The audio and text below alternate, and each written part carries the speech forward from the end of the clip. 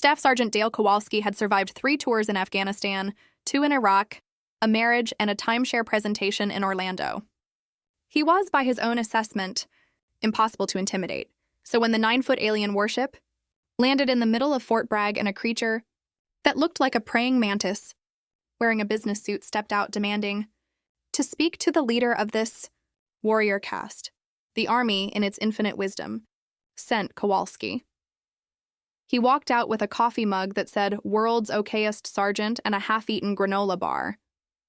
The alien, who introduced himself as Supreme Emissary Vex Therian of the Keth Dominion, conqueror of 12 star systems, destroyer of the Aurelian Resistance, looked down at Kowalski for a long moment.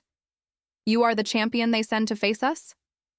"I'm the guy whose turn it was," Kowalski said, taking a sip of coffee. Vex Therian announced that humanity had 2 choices: submit and become a labor colony, or face total annihilation. He had rehearsed this speech for 40 years. It had never failed to produce immediate, tearful surrender. Kowalski finished his granola bar. "Third option," he said.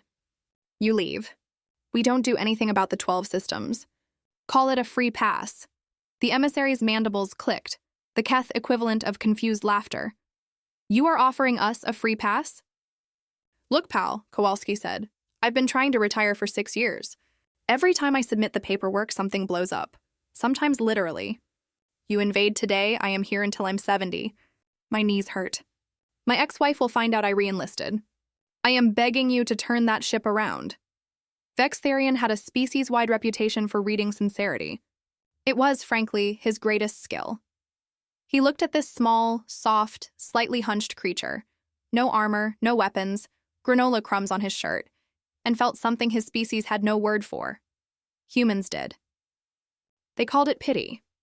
The Keth Dominion filed a formal withdrawal 40 minutes later, citing unfavorable engagement conditions. It was the first time in 400 years they had retreated from a single planet. Kowalski's retirement paperwork was approved the following Thursday.